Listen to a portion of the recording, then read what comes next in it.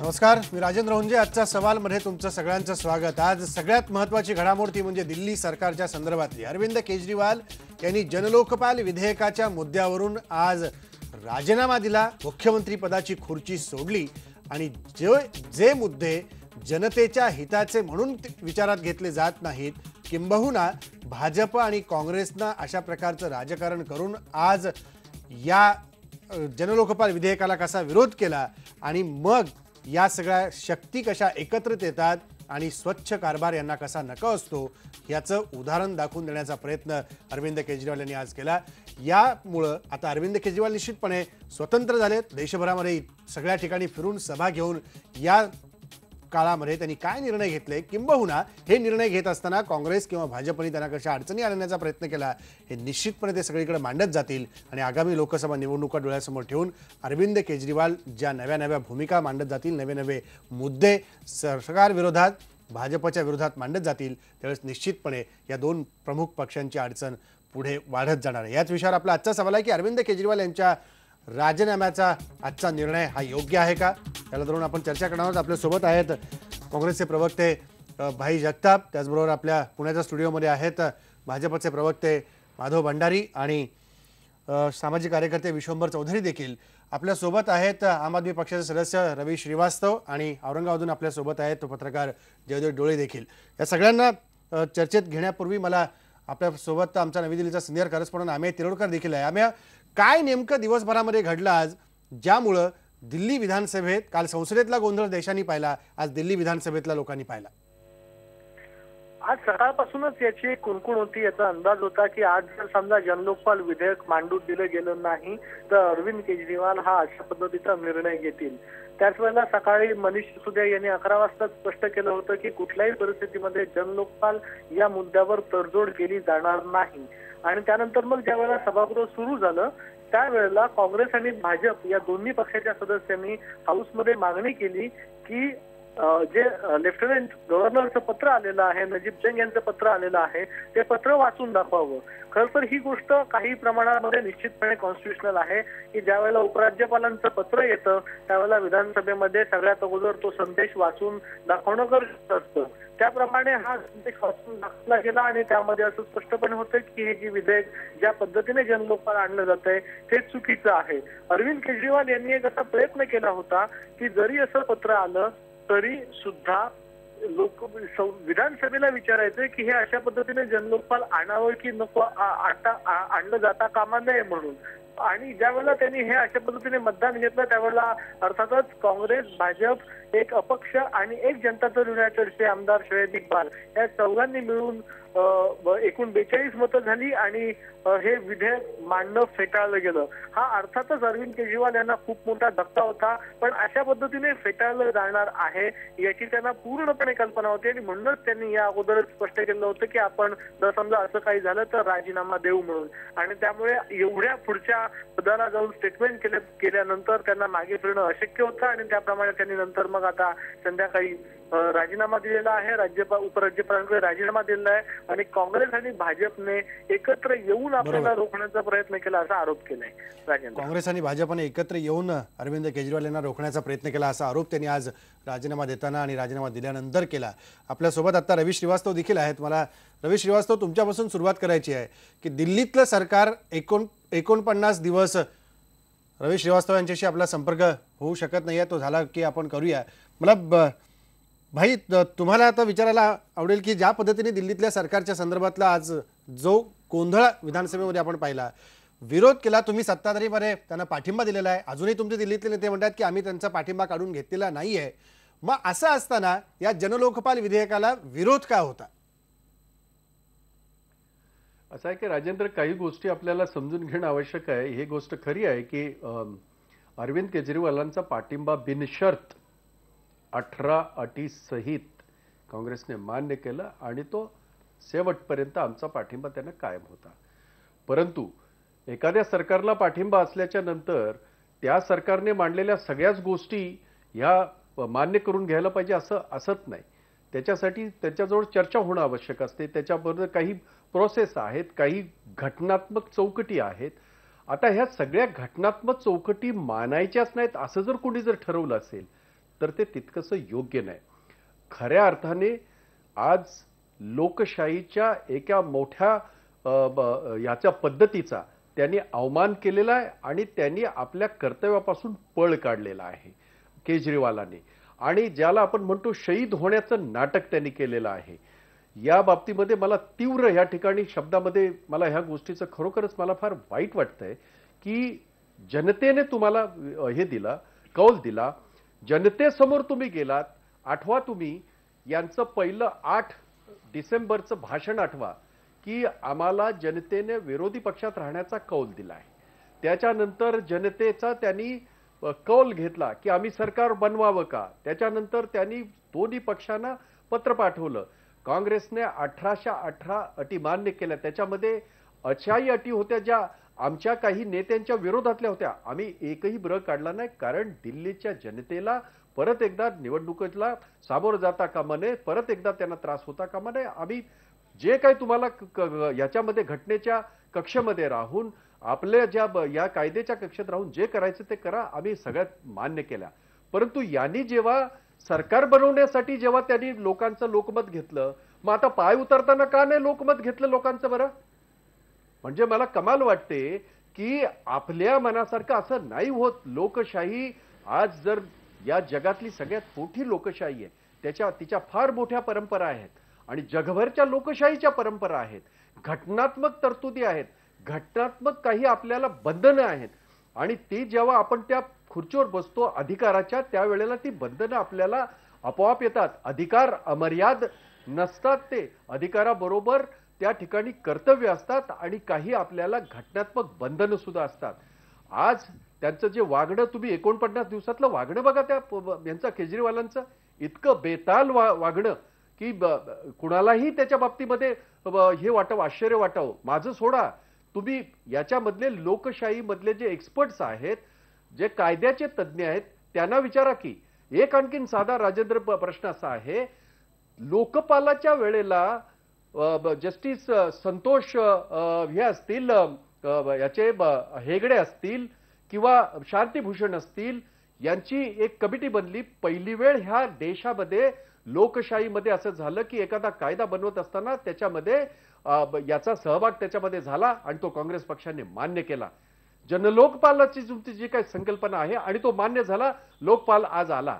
समजा तुमच्या मताप्रमाणे जर झालं नसेल तर तो तुमचा अधिकार आहे विधानसभेचा, परंतु तो अधिकार असताना काही प्रक्रिया करणं आवश्यक आहे. मी फक्त आपला वेळ ह्याच्यासाठी घेतोय की प्रक्रिया किती चुकीची केली. मी सदनाचा सदस्य आहे, मी दोन्ही सभागृहाचा सदस्य राहिलो आणि मला खात्री आहे की महाराष्ट्राची जनता पाहते, देशातली जनता पाहते. या सदनाचे काही नियम आहेत. एखादा जर आपल्याला विधेयक मांडायचं असेल तर आपल्याला त्याच्या पद्धती आहेत आणि त्या प्रथा परंपरा आहेत, त्या पद्धतीने मांडावं. तुम्ही जर बारकाईने पाहिलं असेल तर त्या हाऊसमध्ये स्वतः मुख्यमंत्री उभे राहिले आणि त्यांनी याच्याकडे सभापतींकडे परवानगी मागितली की मी हे मांडतो म्हणून. त्यांनी ते मांडलं आणि कायदा मंत्री त्यांच्या बाजूचे, त्यांनी त्या आपच्या सगळ्या सदस्यांना इशारा केला आणि त्याने लोकपाल मांडलं गेलं. असं मांडलं जात नाही. कुठचंही विधेयक कुठच्याही सभागृहामध्ये असं मांडलं जात नाही. त्याची प्रोसेस आहे, प्रक्रिया आहे. कारण एखाद्या मंत्र्याने जरी ह्याचा विधेयक मांडलं तर सभापती त्याचा पुनरुच्चार करून सभापती सभागृहापुढे ठेवून सभापती सभागृहाच्या नियमाला धरून, भाई तुम्ही म्हणताय तसं सभागृहाच्या नियमाला धरून हे विधेयक मांडलं गेलं पाहिजे होतं, मात्र तसं झालं नाही असं तुम्ही थेटपणे म्हणताय. रवी श्रीवास्तव आपल्यासोबत आहेत, आपण त्यांना विचारूया. रवी श्रीवास्तव, अरविंद केजरीवालांनी आज जी भूमिका घेतली, या भूमिकेमुळे ते आज स्वतः शहीद झाले असं भाई आरोप करतायत. काय म्हणायचं तुम्हाला, कारण तुमच्याच सत्तेमधले ते एक भागीदार आहेत. कांग्रेस और भाजपा ने कल और आज दिल्ली असेंबली के अंदर जो भी किया है वो बेहद शर्मनाक है. और जैसे ही अरविंद केजरीवाल जी ने 11 फरवरी को मुकेश अंबानी और मुरली देवरा और वीरप्पा मोइली के खिलाफ जैसे ही FIR दाखिल की, ये लोग ऐसे छटपटा गए हैं कि इनको कोई रास्ता सूझ नहीं रहा है. आपको मालूम है कि जो सरकार ने लोकपाल बिल पास किया है वो एक लचर लोकपाल बिल है और अरविंद ने कहा है कि उससे कोई चूहा भी पकड़ा जाने वाला नहीं है. अरविंद ने इसीलिए अपने दिल्ली असेंबली के अंदर ये जल लोकपाल की बात की थी. और जल लोकपाल बिल जो है वो सख्त कानून है जो इनके भ्रष्टाचारों को उजागर करेगा और कांग्रेस और भाजपा के दोनों के लोगों को जेल भेजेगा. इस बिल से अपने गले में फांसी का फंदा कौन डालेगा। इस बात से ये लोग इतना डरे हुए थे कि इन्होंने ये निश्चय कर लिया कि कुछ भी हो जाए हमको इस असेंबली के अंदर इस बिल को पास नहीं होने देना है। और आप ही बताइए, ये पद्धति, संविधान, असंवैधानिक, अरे ये माइक तोड़े तो संवैधानिक, ये पर्चे फाड़े तो संवैधानिक, और अरविंद केजरीवाल अगर बिल पेश करे तो असंवैधानिक। अरविंद ने पूछा है कि आप बताइए मुझे कि संविधान के अंदर ये कहाँ लिखा हुआ है कि मुझे अपना बिल पेश करने से पहले उपराज्यपाल की अनुमति लेनी जरूरी है या मुझे केंद्र सरकार की अनुमति लेनी जरूरी है। कांग्रेस की शीला दीक्षित ने 13 बिल इसी असेंबली के अंदर पास किए और पेश किए जिसकी उन्होंने कोई अनुमति किसी उपराज्यपाल या केंद्र सरकार से नहीं ली थी। अरविंद ने स्पष्ट कहा है कि मैंने शपथ संविधान की ली है, मैंने किसी केंद्र सरकार की या मिनिस्ट्री ऑफ होम अफेयर की मैंने कोई शपथ नहीं ली है। जहां तक सवाल शहीद होने का है, अरविंद ने साफ कहा है कि मैं मुख्यमंत्री पद की एक छोड़ो 100 कुर्सियां कुर्बान करने को तैयार हूं, मगर इस जन लोकपाल और स्वराज बिल जो इस देश की जनता को ताकत दिलवाएगा, जो यहाँ पे मोहल्ला सभा और ग्राम सभा को ताकत दिलवाएगा, उस बिल के अलावा मैं कोई यहाँ पर समझौता नहीं करूंगा। और ये 3 दिन पहले और पहले भी उन्होंने कह दिया था, हम जनता से वादा करके आए हैं दिल्ली की सरकार के अंदर कि हम ये दोनों बिल पास करके ही यहाँ से जाएंगे। और इन दोनों पार्टियों ने मिल करके, ये दोनों पार्टियां नंगी हो गई हैं कि इनको आपस की साठगांठ इनकी सामने आ गई है, इसलिए ये लोग वहां पे उन्होंने बिल को फाड़ने की और दुनिया भर की गंदी असंसदीय हरकतें इन्होंने असेंबली के अंदर की हैं। आप देख रहे हैं, सभी लोगों ने कहा है, जो ये संविधान विद की बात करते हैं, सभी लोगों ने कहा है कि कल जो पार्लियामेंट में हुआ और आज जो दिल्ली असेंबली में हुआ और कल दिल्ली असेंबली में हुआ, इससे ज्यादा असंसदीय कुछ हो ही नहीं सकता। ये हमें राजकारण सिखाते हैं, हम राजनीति बदलने आए हैं यहाँ पे। जो राजनीति ये आज तक करते आए हैं उसी राजनीति को चेंज करने के लिए तो हम आए हैं यहाँ पर। इन्हें ये चीज बर्दाश्त नहीं होती कि कोई आदमी सच्चा और ईमानदार आकर के मुख्यमंत्री की कुर्सी पे बैठ करके कोई सही काम कर सकता है। क्यों? रवी श्रीवास्तव तुम्ही मुद्दे मांडता, पण माधव भंडारींना ते काही पटलेलं दिसत नाही आहे। नाही माधव भंडारी, नाही ऐका, भाषण भाई भाषण सगळ्यांनीच केली आज, भाषण विधानसभेत सगळ्यांनीच केली, आपण फक्त मुद्दे मांडूया। माधव भंडारी, हे जे सगळे मुद्दे समोर मांडतात रवी श्रीवास्तव, या मुद्द्याला आज हर्षवर्धन असं म्हणाले, भाई येतो मी तुमच्याकडे, भाई येतो एक मिनिट राजेंद्र, फक्त एक मिनिटामध्ये, राजेंद्र एका मिनिटामध्ये मला थोडस काही याच्यातलं, हॅलो बोला भाई बोला, आवाज येतो तुमचा।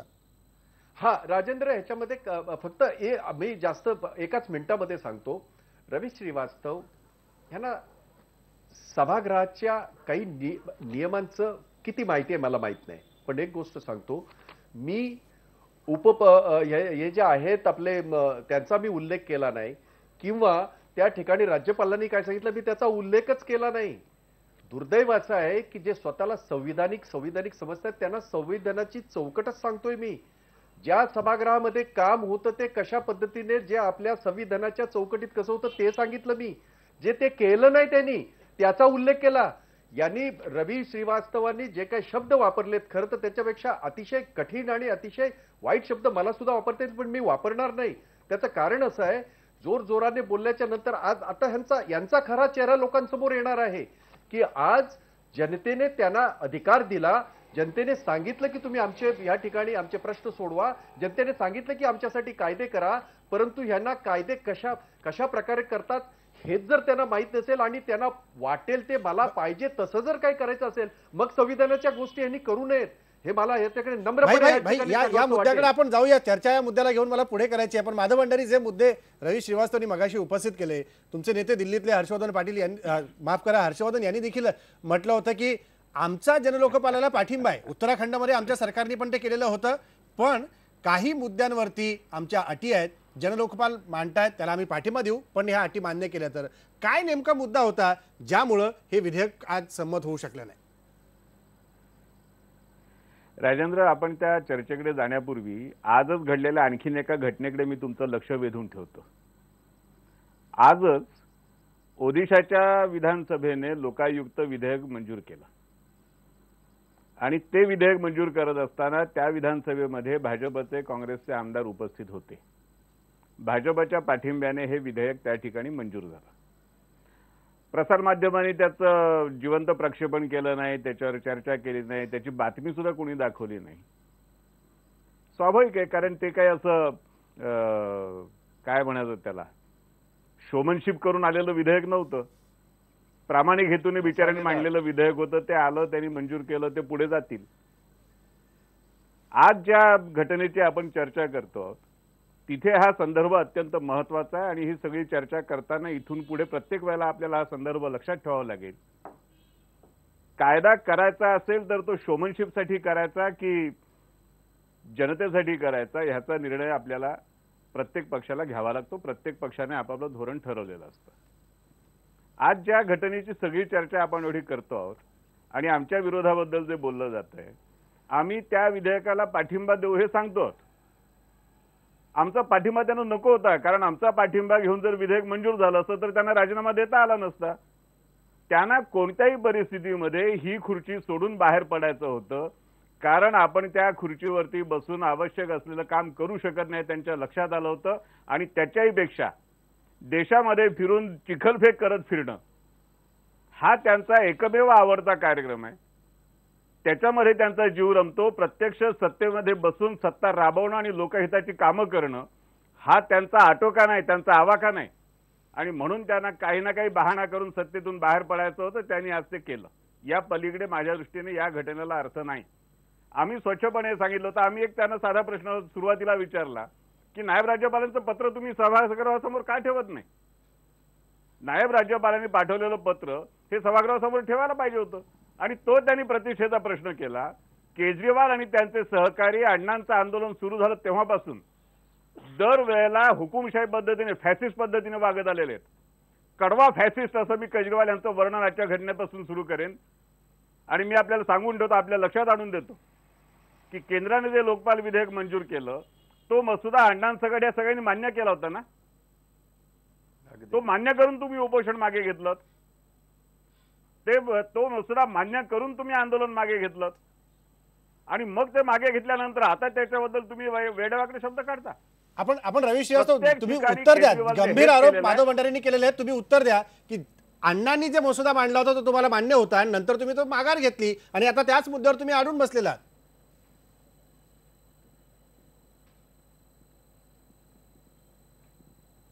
रवि श्रीवास्तव, पूछ रहे राजेंद्र? हाँ आपसे बोलो। बोलिए। हाँ देखिए, बिल्कुल ठीक है ये बात कि जो लोकपाल बिल सरकार ने पास किया वो लोकपाल बिल हमें मंजूर नहीं था। हमारा बिल जन लोकपाल बिल है और उसके अंदर जो असली जो जन लोकपाल की रिक्वायरमेंट्स हैं वो उसमें भरी। प्लीज सर एक मिनट, अभी मेरी बात सुन लीजिए। मैं आपकी बात बोलते मैं नहीं बोला था ना। नहीं, पहले मेरे सवाल का जवाब दीजिए कि आपने जब आंदोलन वापस किया, ऊपर अनशन वापस लिया, तो वो मंजूर क्यों किया आपने? कौन सा वाला मंजूर किया हमने? जन लोकपाल कभी मंजूर नहीं किया। जन लोकपाल में तो हम अभी लेकर के आए हैं। वो आपकी मंजूरी के बाद किया है। नहीं, संसद के बिल का हमसे कोई लेना देना नहीं। संसद के बिल का सुनिए माधव जी, संसद के बिल का हमसे कोई लेना देना नहीं है। संसद का बिल एक बेकार बिल है, लचर बिल है। उस बिल में सुनिए, उस बिल के अंदर सिटीजन चार्टर नहीं है। 2 साल में जो घटनाएं घटी है वो भी आपको मालूम नहीं है, ऐसा आप बोल रहे हो? मुझे सब मालूम है, मैं हर घटना का हिस्सेदार रहा हूँ। बिल्कुल मालूम है। उन घटनाओं के जो हिस्सेदार है वो विश्वम्भर जी देखिए अगर आप अपनी जोर से आवाज करेंगे तो उसका कोई मतलब नहीं है। मेरी बात सुन लीजिए आप। हमने आपसे बोला जन लोकपाल आवाज नहीं, आपको याद दिलाने के लिए मैं आवाज कर रहा हूँ और मेरी आवाज याद है, अच्छी तरह याद है। माधव भंडारी त्यांचा मुद्दा पूर्ण करू द्या, आपण येऊया परत त्याच्यावर। जो बिल आपने और कांग्रेस मला आता रवी श्रीवास्तव ऐकून घ्या। आता जो मुद्दा माधव भंडारींनी उपस्थित केलाय तुम्ही सांगताय, याचे साक्षीदार विश्वंभर चौधरी आता माधव भंडारीच्या शेजारी बसलेत। मला त्यांना चर्चेत आणायचं आहे। विश्वंभर चौधरी, ज्या पद्धतीने हा सगळा जनलोकपालाचा मुद्दा समोर येतोय, अण्णांचं आंदोलन झालं, त्या अण्णांच्या आंदोलनाच्या वेळी तुम्ही स्वतः दिल्लीत हजर होता, ह्या सगळ्या घडामोडी तुम्ही जवळून बघितलेल्या आहेत। काय वाटतंय तुम्हाला, अरविंद केजरीवालांनी आज जे पाऊल उचललं हे पाऊल योग्य होतं? नाही, मला असं म्हणायचं राजेंद्र पहिल्यांदा की मला रवी श्रीवास्तवांना सांगायचं आहे की त्यांनी लोकपालच्या मुद्द्यावर आता ते राजकारणात आहेत, त्यांनी काय घाणेरडी राजकारण करायची काँग्रेस भाजप आणि त्यांनी तिघांनी पण त्यांनी ती करावीत, पण त्यासाठी त्यांनी लोकपाल कायदा चुकीचा आहे असं अजिबात म्हणू नये. तुम्हाला तीनदा प्रत्येक चॅनलवरती तुम्हाला आव्हान देऊन किरण बेदींनी आणि मी विचारलं, अरविंद केजरीवालांना विचारलं, मनीष सिसोदियांना विचारलं की या बिलात लचसर काय दाखवा, या बिलात चुहा पण नाही अंदर, एकही जण चर्चेला येत नाही, डिबेटला येत नाही, तुमची ती तयारी नाही. हे बिल संसदेने पास केलं, हे अण्णांना मान्य असलेलं बिल आहे आणि त्यामुळे हे दाखवण्याचा अजिबात प्रयत्न करू नका की अण्णा काहीतरी दूधखोळे आहेत, अण्णांना सरकारने काहीतरी बनवलं आणि आम्ही शहाणे, हे दाखवायचा प्रयत्न करू नका. हे पहिलं. आता दुसरा, लोकपालची जर गोष्ट आहे, जनलोकपालची, त्याच्या नावापासून आढळताखोरी सुरू आहे. जो कायदा संसदेत झाला त्याचं काय नाव आहे? लोकपाल आणि लोकायुक्त. राज्यामध्ये लोकायुक्त आहे, राज्यामध्ये लोकपाल नाही येऊ शकत कायद्यानुसार. दिल्ली सरकार वेगळं आहे का भारतापेक्षा? का दिल्ली सरकारची रचना अशी आहे की भारत सरकार काही करो, दिल्ली सरकार आपल्या वाटेने जाईल? हे नाही होऊ शकत. मला आनंद झाला असता राजेंद्र जर अरविंद केजरीवाल शीला दीक्षितांना तुरुंगात टाकून गेले असते. नंतर ही राजीनामा देण्याची प्रीमॅच्युअर वेळ असं माझं मत आहे. त्यांनी काँग्रेस आणि भाजपला एक एस्केप रूट दिला. काँग्रेस आणि भाजप आता हे म्हणायला मोकळं झालं की बिल आलं असतं तर आम्ही केलं असतं पास. हे प्रीमॅच्युअर आहे. म्हणजे असं तुम्ही दाखवा की काँग्रेसने काय चुकीचा बॉल टाकला, नो बॉल टाकला आणि त्याच्यावर भाजपने कॅच घेऊन दाखवला आणि मला खोटं आऊट दिलं, हे तुम्ही दाखवा. पण तुम्ही हिट विकेट आउट होत आहे. तांत्रिकता जे आहे, तांत्रिक मुद्दा आहे हा की एक बिल मांडणं तंत्रशुद्ध दृष्ट्या तांत्रिक दोष न ठेवता ही सरकारची जिम्मेदारी, ही विरोधी पक्षाची नाहीये. आणि त्याच्यावरती कन्सेन्सस होऊ शकतं, त्याच्यावरती डिबेट होऊ शकतो, सर्वपक्षीय बैठक होऊ शकते. तुम्ही एक काहीतरी ऑटोक्रॅटिकली डिक्लेअर करता की आम्ही हे मांडणार, पास करायचं तर करा, ही लोकशाही पद्धत नाही. आणि त्यामुळे काँग्रेस आणि भाजपची नियत होते का नाही हे मुद्दे वेगळे आहेत, ते मी चर्चेला आता घेत नाहीये. पण मुद्दा हा आहे की त्यांना एस्केप रूट मिळाला. एक हिट विकेट अरविंद केजरीवाल एक प्रकारे आउट झाले असं मी बरोबर. का 49 दिवस कशाने गाजले? यात सोमनाथ भारती प्रकरण झालं, यात बिन्नीचा राजीनामा झाला, यात रेल समोर आंदोलन. गव्हर्नन्समध्ये ह्या सरकारला रस आहे. या सरकारला 2 मुद्दे का होईना कॉन्क्रीटली पुढे न्यायचे, भ्रष्टाचाराच्या विरोधातले. मी अपेक्षा करतो, मी भाजप आणि काँग्रेसकडून ती अपेक्षा करत नाही, कारण मी केजरीवालांना त्यासाठी निवडून देतो. मला विश्वंभर चौधरी ब्रेक घ्यायचा, पण हे जे 2 मुद्दे तुम्ही उपस्थित करताय, ऐका, ब्रेक नंतर आपल्याला ही चर्चा करायची याच मुद्द्यावरती. ब्रेक पूर्वी मला जयदेव डोळेंना विचारायचे. जयदेव डोळे, जे सगळे मुद्दे समोर येताना दिसत आहेत किंबहुना आजच्या दिवसभरातला सगळे घडामोडी आपण पाहतोय, अरविंद केजरीवाल यांनी राजीनामा देण्याची आजची घाई केली असं वाटत नाही का? नाही, त्यांनी सुरुवातीपासूनच असं स्पष्ट केलं होतं आणि दिल्लीतल्या जनतेकडून त्यांनी कौल घेतला होता पाणी, वीज आणि भ्रष्टाचाराच्या संदर्भात. त्याच्यामुळे दिल्लीची जनता त्यांच्या पाठीशी असल्यामुळं त्यांनी जनलोकपाल बिलाचा आग्रह लावून धरला. आणि त्यांना पूर्वीपासूनच माहीत होतं की काँग्रेस पाठिंबा देईल न देईल आणि कोणत्या अडचणी उपस्थित होतील, त्याप्रमाणे त्यांनी तयारी केली. आणि काँग्रेसनं त्यांच्यावर जे जाळं फेकलं होतं त्या जाळ्यात केजरीवाल अडकतील असं जे इतरांना वाटलं होतं तसं ते दिसत नाही. उलट त्यांनी त्या जाळ्यामध्ये काँग्रेसला तर अडकवलंच, पण या निमित्तानं काँग्रेसचा जो सज्जड विरोधी पक्ष आहे त्या भाजपालाही अडकवलं. आता हौतात्म्य आहे का नाही, हे खोटं आहे का नाही, खोटं असो की खरं असो, तो मृत्यू झालेला आहे. आणि हा अपमृत्यू झालेला आहे. एका नवजात सत्तेचा, सरकारचा हा मृत्यू झालेला आहे. आणि दिल्लीच्या जनतेला हा मृत्यू आवडलाय का नाही हे आता लक्षात घेतलं पाहिजे. काँग्रेसनं काय म्हटलं, संविधानाच्या चौकटीत हे मांडलं होतं का, ही चर्चा आता केजरीवाल दिल्लीच्या जनतेपुढे नेतील. आणि दिल्लीला स्वतंत्र राज्य मिळवण्याचा, म्हणजे येता जाता नायब राज्यपालापुढे जाऊन याचना करण्याचा जो मुद्दा आहे तो मुद्दा आता ते जनतेपुढे मांडतील. आणि दिल्ली हे कसं एक मांडलिक राज्य होऊन बसलेलं आहे केंद्र सरकारचं हे मांडतील. त्याच्यामुळं यांनी आत्महत्या तर केलीच नाही, उलट या दोन्ही मोठ्या पक्षांना फार व्यवस्थितरित्या त्यांच्या राजकारणामध्ये अडकून टाकलेलं आहे. दोन्ही पक्षापुढे मोठी अडचण निर्माण केली अरविंद केजरीवाल यांनी, असं जयदेव डोळे म्हणतात. मला ब्रेक घ्यायचा आहे. ब्रेक पूर्वी आपला प्रश्न बघा की अरविंद केजरीवाल यांच्या राजीनाम्याचा निर्णय योग्य आहे का? बघा लोक काय म्हणतात. 83% लोक म्हणतात की होय, अरविंद केजरीवाल यांचा राजीनाम्याचा हा निर्णय योग्य आहे. त्यामुळे काँग्रेस आणि भाजपच्या पुढच्या अडचणी निश्चित याच्यानी वाढल्यात का, याविषयी बोलायचं आहे ब्रेक नंतर.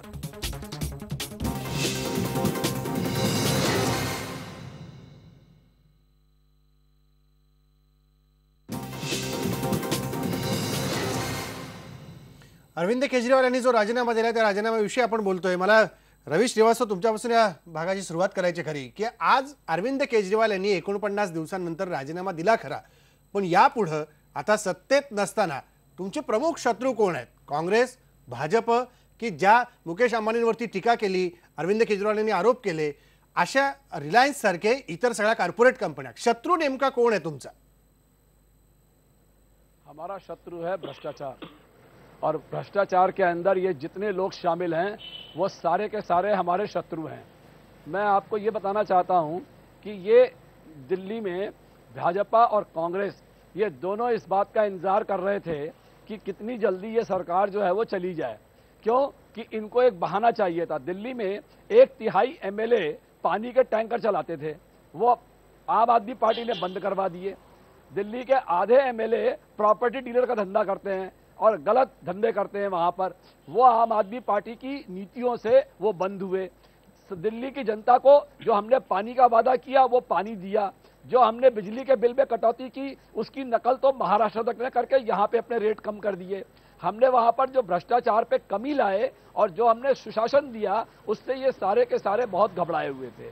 और हमारा जो अगला मुद्दा था जन लोकपाल, और वो जन लोकपाल एक ऐसा कानून है जो करीमोजी और राजा और कलमाडी ये जो बेल और जेल के बीच में झूलते रहते हैं, वो जन लोकपाल उसको खत्म कर देता है। जन लोकपाल टाइम बाउंड के अंदर सजा देता है। अगर किसी ने भ्रष्टाचार किया है तो उसकी 5 गुनी संपत्ति जब्त करता है। इस तरह के सख्त कानून होने की वजह से जो ये संसद की बात कर रहे हैं, जो संसद में बिल पास हुआ वो बिल्कुल बेकार बिल था, उसमें हमें कोई विश्वास नहीं था। पण मला सांगा रवी श्रीवास्तव, मगाशी विश्वंभर चौधरी पण म्हणाले की ज्या पद्धतीने अण्णा हजारेंनी या विधेयकाला मान्यता दिली त्याच्यावरच तुमचा विश्वास नाहीये। ज्या अण्णांना तुम्ही गुरु मानता, अरविंद केजरीवाल गुरु मानतात, त्या विधेयकावर तुमचा विश्वास नाहीये।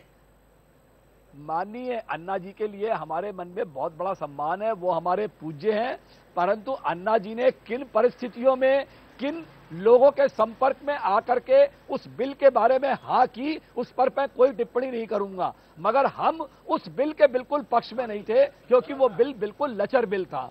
और एक और चीज और है, जन लोकपाल और साथ में स्वराज। विश्वंभर चौधरी ते थेटपणे म्हणतायत की ज्या लोकांच्या संपर्कामध्ये येऊन अण्णांनी त्याला हा म्हटलं त्याच्यावरती काय भाष्य करायला आम्ही तयार नाही होत, म्हणजे एक प्रकारे आरोपच करतायत। नाही ते अण्णांवर आरोप करतायत, अण्णांवर संशय घेतायत। त्यांनी एकतर ही नावं सांगावीत की कोणाच्या संपर्कात अण्णा आले आणि हे बिल पास झालं, नंबर 1। आणि नंबर 2 त्यांनी मुद्दे तर सांगावेत। लच्चर आहे आणि चुहा भी नाही जाएगा, अरे मुद्दे तर असतील काही तुमचे की मुद्दे 1 2 3 4 5 यामुळे हे बिल। रवी श्रीवास्तव तुम्ही नाव सांगून टाका की कुणाच्यामुळे अण्णा कुणाच्या संपर्कात गेले म्हणून हे बिल पास झालं। मैं क्यों नाम लूं? उनके नाम तो आप लोगों को मालूम है। नहीं आरोप तुम्ही करताय, आरोप करताय तर नावं घेऊन टाका। आरोप करताय तर देशाच्या जनतेपुढे नावं जाऊ द्यात। देखिए अन्ना जी ने किन परिस्थितियों में वो कौन से अण्णांचा फायदा घेऊन झाला, आता वाटेल ते नाही बोलायचं। किरण बेदी जी मिली और कौन कौन लोग उनको मिले, उन्होंने किनके संपर्क में आके उस बिल को मंजूरी दी, वो अन्ना जी का एक व्यक्तिगत राय है, उसके बारे में मैं कोई टिप्पणी नहीं करूंगा। परंतु मैं आपको एक बात बताना चाहता हूँ, एक मिनट, किरण बेदी और वीके सिंह देशद्रोही है क्या? कोई कौन है किरण बेदी और वीके सिंह? तो मैंने कब बोला देशद्रोही है? तो आप बोल रहे हैं देशद्रोही में। क्या बात कर रहे हैं आप? अरे आप बोल रहे हैं, मैं थोड़ी बोल रहा हूं। आप बोल रहे हैं भाई देशद्रोही, मैं थोड़ी बोल रहा हूं उन्हें। आप मानते हैं देशद्रोही उन्हें क्या? तो आप मानिए, मैं तो नहीं कह रहा उनको देशद्रोही। तो मुद्दे क्या है? राय है, वो आपके चाहते मुद्दे हैं। कौन से हैं? कौन से मुद्दे हैं कि जो लोकपाल कमजोर रहता है? वो कौन से मुद्दे मेरा हैं मुद्दा आपके बोल मेरा, लोकपाल बिल हाँ मैं बोल रहा हूं ना, आप मेरी बात तो सुन लीजिए।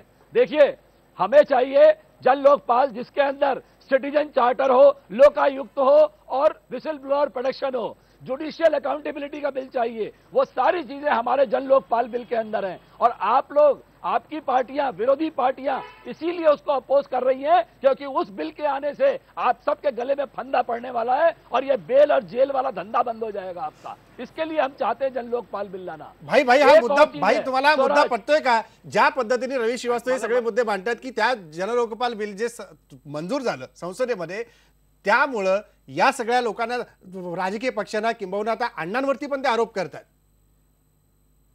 नाही कसं आहे का, एक गोष्ट सांगू का, एक चर्चेची एक पातळी असते आणि मला वाटतं त्या पातळीच्या खाली आज जेव्हा यांची वक्तव्य जी सगळी जी आहेत ही इतकी खालच्या दर्जाची, इतकी दुर्दैवी आहेत, मला त्या चर्चेची पातळी खाली न्यायची नाही, माझं ते उद्दिष्ट नाही। माझं म्हणणं एकच साधं आहे की जर तुम्हाला लोकांनीच तुम्हाला निवडून दिलं, ज्याचा आता त्याने उल्लेख केला, फक्त राजेंद्र मी या कोपऱ्याला असल्यामुळे कदाचित मला थोडा वेळ द्या, याने आता पाण्याचं सांगितलं की बिजलीचं बिल माफ केलं। तुमच्या माहिती करता सांगतो, त्याच्या अगोदर त्यांनी जे 3 महिने बिल भरू नका अशा प्रकारे जे सांगितलं होतं त्या लोकांचं माफ केलं। ज्यांनी बिलं भरली त्यांचं काय केलं? कारण असं करता येत नाही. सरकारी पैसा, लोकांचा पैसा, तुम्ही तुमच्या ते काय तुमचे कार्यकर्ते होते का ज्यांनी तुमची बिलं भरली नाहीत? असं नाही करता येत कुणाला. त्यामुळे असं सांगणं की आम्ही बिल माफ केलं, बिलं अर्धी केली, हे अर्धसत्य आहे. पूर्ण सत्य असं आहे की तुम्हाला पॉलिसी जर करायची असेल तर ती पूर्ण राज्यासाठी किंवा राज्याच्या सगळ्या लोकांसाठी करावी लागते, जी त्यांनी केलेली नाही. पाण्याच्या बाबतीमध्ये सुद्धा असाच प्रकार आहे. माहिती करता सांगतो, त्यांच्याकडनं पाहिजे तर आपण उत्तर घेऊ शकता. राहिली गोष्ट ज्या पद्धतीने लोकपालाबद्दल ते बोलत आहेत, मला आश्चर्य वाटतं एका गोष्टीचं. अण्णांच्या पदराखाली लपणारे हे सगळे लोक आज अण्णांच्या बाबतीमध्ये अशा पद्धतीने जे आरोप करतात आहेत, मला आश्चर्य वाटतंय की ज्यांना गुरुच्या स्थानी मांडता, निदान त्यांना गुरु मानू तरी नका. त्यांना असं सांगा, अण्णाने तुम्हाला कधी अडवलं नाही की राजकीय पक्ष जेव्हा तुम्ही काढायला निघालात तेव्हा अण्णा म्हणाले की मला राजकीय करायचं नाही, मला सामाजिक चळवळ चालवायची, मला मी चळवळीतला माणूस आहे. तुम्हाला जेव्हा या ठिकाणी तुम्हाला जेव्हा राजकीय हे करायचं झालं त्यावेळेला अण्णांनी तुम्हाला तुमच्याकडे. परंतु आज ज्या पद्धतीने तुम्ही जी वक्तव्य करत आहात, ज्या संसदेमध्ये हे बिल पास झालं, ज्या बिलाच्या बाबतीमध्ये पहिली वेळ ह्या भारताच्या इतिहासामध्ये संतोष हेगडेंसारखे, शांतिभूषणांसारखे, ज्याला आपण पब्लिक, ज्याच्यामध्ये लोकांचा सहभाग, त्यांच्या समोर ह्या सगळ्या बैठका झाल्या, त्याच्यात काही कलमही झाली, त्यांनी दिलेला प्रस्ताव आहे तो काही अंशी पूर्णतः मान्य झाला नाही, तरी अशा प्रकारचं जे लोकपाल आलं, जे सगळ्या जनतेला आणि ह्या भारताच्या लोकशाहीला मंजूर आहे, आज तुम्हाला मंजूर नसेल म्हणून त्याच्यावर ज्या पद्धतीची टीका टिप्पणी करताय. तुम्हाला तुमच्या राज्यामध्ये तो बिल करायला तुमचा अधिकार आहे, तो कोण नाकारत नाही, परंतु तो कायद्याच्या चौकटीत करा असं आमचं म्हणणं आहे. आणि तो ज्या पद्धतीने केला गेला, जो सगळा लाईव्ह बघितला, आम्ही सुद्धा सदनाचे सदस्य आहोत, अशा पद्धतीने बिल पास होत नाही किंवा अशा पद्धतीने बिल मांडलं जात नाही. त्याची लोकशाहीची पद्धत तर मानाल की नाही तुम्ही? ज्या लोकशाहीच्या बद्दल त्याच्यातल्या त्रुटी आहेत त्याच्याबद्दल तुम्ही बोलताय, आणि जे बोललं पाहिजे, भ्रष्टाचाराबद्दल बोललं पाहिजे, प्रशासनाबद्दल बोललं पाहिजे, सुप्रशासन व्हायला पाहिजे, ज्याला गुड गव्हर्नन्स म्हणतो आपण, तुम्ही एखादी मिसाल ठेवायला पाहिजे होते. आप लोगों ने एक मिसाल रखनी चाहिए थी देश के सामने कि आपको मौका दिया लोगों ने, और हम लोगों ने एक ये जो है सुशासन, गुड गवर्नेंस, ये गुड गवर्नेंस है. एक मुख्यमंत्री रेल यहाँ के जाके ये करता है, आंदोलन करता है. एक मुख्यमंत्री बजाय के उनके अधिकारों का इस्तेमाल किए बगैर, एक मुख्यमंत्री जो उन्हें भाई तुम्ही मांडताय ते मुद्दे सगळे योग्य आहेत, तुम्ही मांडताय ते मुद्दे सगळे योग्य आहेत. मला माधव भंडारी तुम्हाला इथे चर्चेत आणायचं आहे की ज्या पद्धतीने आता रवी श्रीवास्तव यांनी काही मुद्दे मांडले की प्रशासनाच्या बाबतीत, भाई पण सांगत होते प्रशासनाच्या बाबतीमध्ये जी भूमिका घ्यायला पाहिजे, सुप्रशासन सगळ्यांनाच पाहिजे, पण प्रशासन 49 दिवसाच्या कारभारामध्ये पूर्ण होऊ शकतं का? प्रशासनासाठी आणखी काही मुद्दे सहमतीने, सगळ्या विचार विमर्शांनी सगळे मुद्दे समोर आणायला पाहिजेत. मग तिथे विरोधी पक्ष म्हणून देखील एक भूमिका आपण मांडताना आपणही त्याचा योग्य पद्धतीने विचार करायला हवा होता, असं वाटत नाही का? राजेंद्र, एक पहिल्यांदा लक्षात ठेवलं पाहिजे की दिल्लीमध्ये हे जे सरकार आम आदमी पार्टीच्या नावाखाली अरविंद केजरीवाल नावाच्या व्यक्तीने बनवलं, हे सरकार मुळातच राजीनामा देण्यासाठी बनवलेलं सरकार होतं, चालवण्यासाठी बनवलेलं सरकार नव्हतं. 49 दिवस त्यांना चालवावं लागला, हा त्यांचा नाईलाज आहे. खरं म्हणजे त्यांना 49 तासात राजीनामा देता आला असता तर ते आनंदाने नाचले असते, पण ती संधी त्यांना दुर्दैवाने मिळाली नाही. आणि हे प्रत्येक पावलावर खोटं बोलतात. आज जे बोलतात त्याच्यापासून उद्या वेगळं करतात. रवी श्रीवास्तव खूप मोठ्या तोंडाने सांगतात लोकपाल विधेयकाबद्दल आणि अण्णांवरती बेलगाम आरोप करतायत, पण ज्या वेळेला संसदेने लोकपाल विधेयकाचा मसुदा मंजूर केला तेव्हा या अण्णांची पत्र अरविंद केजरीवाल लिहित होते, अण्णा लिहित नव्हते. अण्णा हे अण्णांचे त्यावेळेला ते हनुमान म्हणून स्वतःला म्हणून घेत होते. आणि त्यावेळेला जेव्हा अण्णांनी त्या मसुद्याला मंजुरी दिली तेव्हा अण्णांबरोबर असलेले सगळे, या सगळ्यांची त्याला मान्यता होती म्हणून अण्णांनी मंजुरी दिली. आणि आता अरविंद केजरीवाल त्याच्यापासून आपले हात सोडवून जबाबदारी झटकायला बघतायत. यांनी दिल्लीत सांगितलं होतं की मी काँग्रेसचा पाठिंबा घेणार नाही. 24 तासात काँग्रेसच्या पाठिंब्याने मंत्री झाले. यांनी सांगितलं होतं मी सरकारी बंगला घेणार नाही. 24 तासात 10 खोल्यांचा मोठा बंगला घेतला.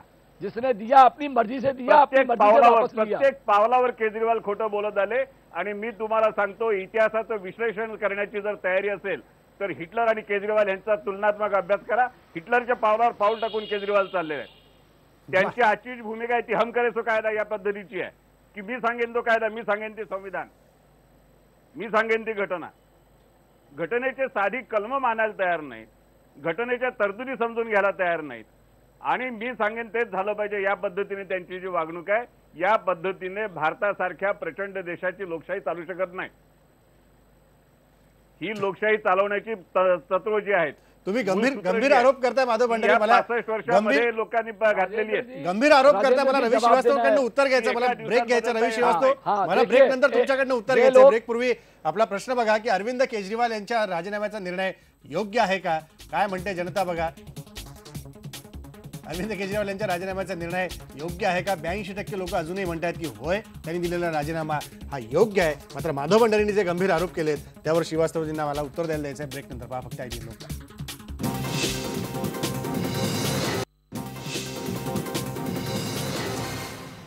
अरविंद केजरीवाल यांनी जो राजीनामा दिला आज तो योग्य आहे का याविषयी आपण बोलतोय. मला रवी श्रीवास्तव तुम्हाला विचारायचं आहे की जे गंभीर आरोप माधव भंडारींनी मगाशी केले की अरविंद केजरीवाल यांची तुलना त्यांनी थेट हिटलरशी केली. हम करे सो कायदा अशाच पद्धतीने अरविंद केजरीवाल प्रशासन हाकण्याचा प्रयत्न करत होते असं ते म्हणतात.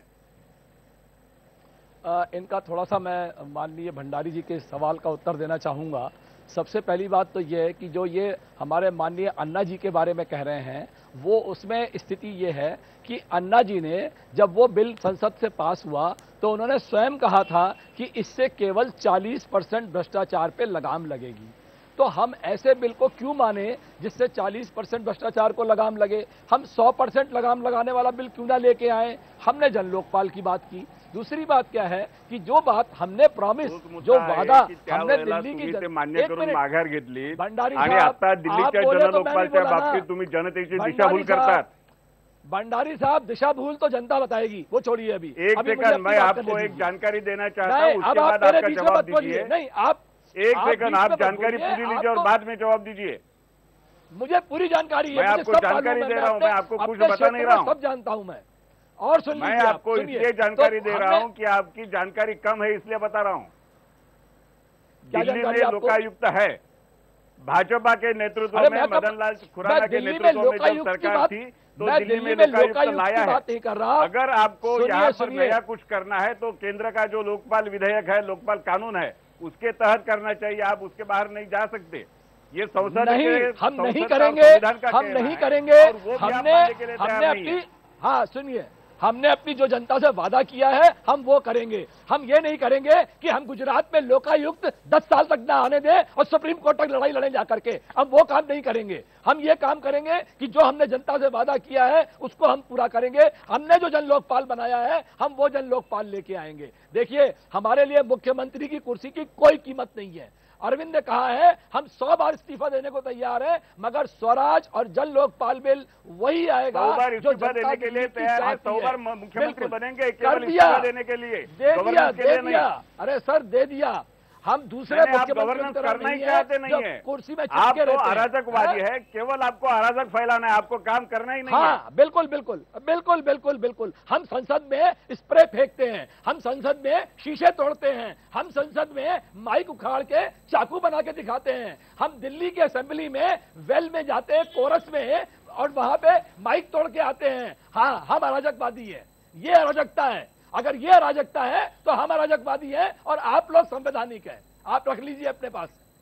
मला विश्वंभर चौधरी तुम्हाला याच्या पुढे चर्चेत घ्यायचं आहे की जे सगळे मुद्दे आले त्यानुसार जर आपण बघितलं, अरविंद केजरीवाल यांनी आज जो राजीनामा दिला, ज्या पद्धतीने त्यांनी प्रशासन ठीक करण्याचा प्रयत्न केला होता, यंत्रणा सुधारण्याचा प्रयत्न केला होता, मात्र या राजेंद्र, तुम्ही अर्धवट बोलू नका. काय प्रशासन ठीक केलं त्यांनी?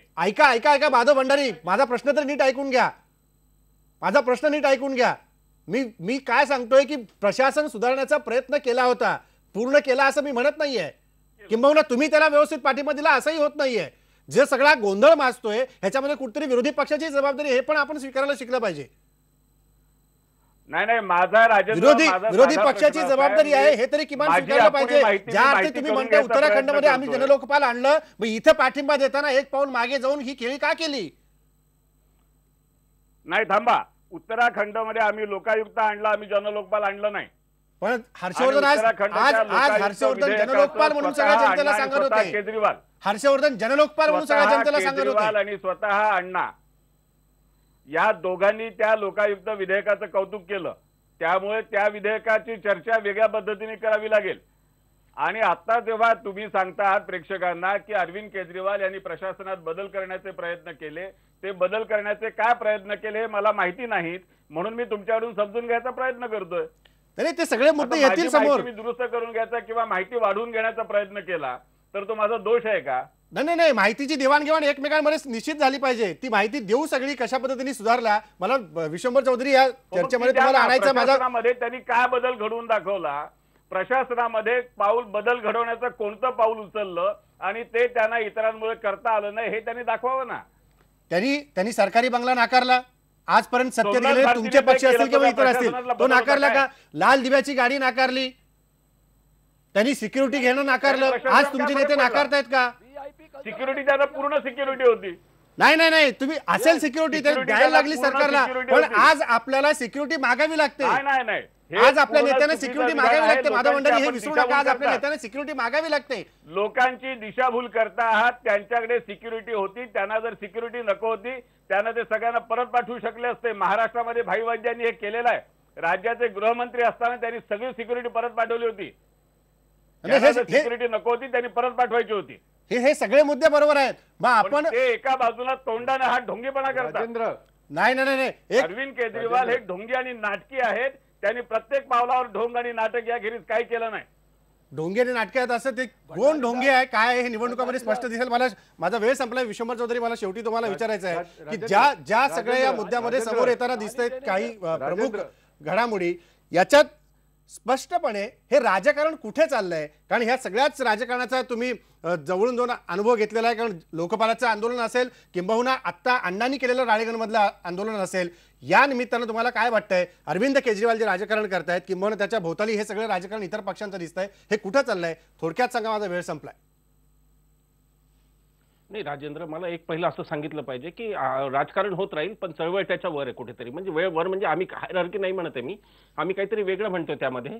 आणि ते काय म्हणतायत ना की 40% अण्णा म्हणाले, त्याचा अर्थ एवढाच आहे. अण्णा असं म्हणतात की जोपर्यंत गर्भात मुली मारल्या जातात, जोपर्यंत हुंडा दिला घेतला जातो, तोपर्यंत भ्रष्टाचार संपत नाही. त्या अर्थाने ते 40% म्हणजे लोकपाल बिल 40% हा अपभ्रंश आहे त्याचा. मला असं वाटतं की आम आदमी पार्टीने मर्यादा समजून घ्याव्यात. मुख्यमंत्र्यांपासून त्यांच्या सगळ्या मंत्री जेव्हा पाळण्यात होते ना, त्यावेळेस पासून अण्णा वेगवेगळे बिलं पास करून घेतात. हे 7वं बिल आहे, माहिती अधिकार आला, बदल्यांचा कायदा आला, त्यामुळे उठसूट निदान अण्णांना तरी लक्ष करू नये. बाकी तुमचं राजकारण काय करायचं ते करा. आम्ही तुमच्याकडे एक आश्वासकतेने पाहतोय, आम्ही देशातला बदल म्हणून बघतोय. आम्हाला माहिती आहे की प्रस्थापित पक्षांच्यावर लोक काही ना काही नाराज आहेत, म्हणून तुमचा उदय झाला ना, आम्ही त्या दृष्टीने तुमच्याकडे बघतोय. गव्हर्नन्स द्यायचा प्रयत्न करा. खेळाचे नियम माहिती असताना या. दिल्लीमध्ये सरकार, दिल्लीमध्ये पोलीस हे केंद्राचे, हे माहिती नव्हतं का सत्तेत यायच्या आधी? तुम्ही असा रडीचा डाव नाही खेळू शकत. तुम्ही हे म्हणायला पाहिजे की जे गिव्हन सेट ऑफ कंडिशन्स मध्ये I will try to deliver the best. मला जी काही स्थिती मिळालेली आहे त्यामध्ये मी सर्वोत्तम करीन. तुम्ही शीला दीक्षितला जेलमध्ये घातलं असतं तर देशाने तुम्हाला डोक्यावर घेतलं असतं. खऱ्या गोष्टी त्या करण्याची गरज आहे असं मला वाटतं. आणि मूलभूत गोष्टींमध्ये भ्रष्टाचार निपटून काढायला तुमच्या हातात सरकार असताना प्रिव्हेन्शन ऑफ करप्शन ऍक्ट अजून दिल्लीचा लोकपाल नाहीये, बरोबर आहे, पण प्रिव्हेन्शन ऑफ करप्शन ऍक्ट खाली सुद्धा कारवाई करता आली असती. तुम्ही दिलेली क्रीज किती वापरता, पॉपिंग क्रीज, यावरती ठरतं. तुम्ही जर क्रीजचा मॅक्सिमम उपयोग नाही केला तर तुम्ही चांगले बॅट्समन नाही. बरोबर आहे. दिलेल्या वेळेमध्ये तुम्ही म्हणता तसं विश्वंभर चौधरी, दिलेल्या वेळेमध्ये योग्य कारभार करून आपण आपली कार्यतत्परता सिद्ध करून दाखवली पाहिजे होती. त्याचं कर्तृत्व आपण दाखवून दिलं पाहिजे होतं. शेवटी आपला प्रश्न बघा, माझा वेळ संपला. अरविंद केजरीवाल यांच्या राजीनाम्याचा निर्णय योग्य आहे का? बघा जनता काय म्हणते. 81% लोक अजूनही म्हणतात होय, हा निर्णय योग्य होता. इतर पाहुण्यांकडे जायला मला वेळ मिळाला नाही, माफ करा. मात्र निवडणुकीचा हा आखाडा इथून सुरू झालाय, त्यामुळे कोण ह्याच्यामध्ये ढोंगी ठरतं आणि कोण राजकारण करून जनतेचे प्रश्न सोडवतं हे आगामी काळामध्ये स्पष्ट होईल. धन्यवाद. इथंच थांबू.